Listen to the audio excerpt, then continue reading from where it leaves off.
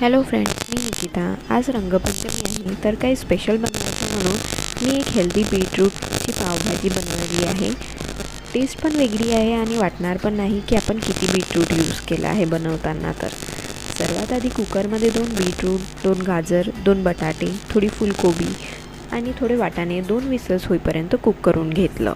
आणि साईडला बटरमध्ये कांदा, लसूणची पेस्ट आणि कॅप्सिकम छान सॉफ्ट होईपर्यंत शिजवून घेतलं. मग 2 टोमॅटो घातले आणि बेसिक स्पायसेस घातले. सोबतच मार्केटमध्ये रेडीमेड पावभाजी मसाला मिळतो तो घातला आणि कवर करून कुक होऊ दिलं.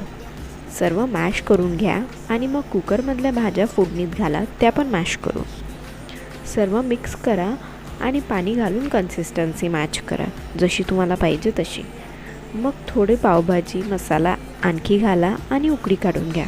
बटर घाला वरतून आणि सर्व करा पावसोबत. मी इथे पाव बटर आणि पावभाजी मसालासोबत टोस्ट केले आहे. तुम्ही तसे पण करू शकता, फक्त बटरमध्ये. ही पावभाजी आमच्याकडे तर सर्वांना आवडली.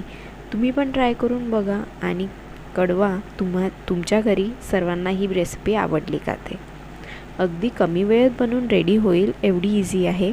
आणि ते पण बीट आपण सॅलड म्हणून जास्ती खातो, पण ह्या रेसिपीमध्ये आपण जास्तीत जास्त बीट मुलांना खाऊ घालू शकतो. तर नक्की ट्राय करा आणि अशाच रेसिपीजसाठी चॅनलला सबस्क्राईब करायला विसरू नका. व्हिडिओ आवडला असणार, रेसिपी आवडली असणार तर लाईक करा, शेअर करा.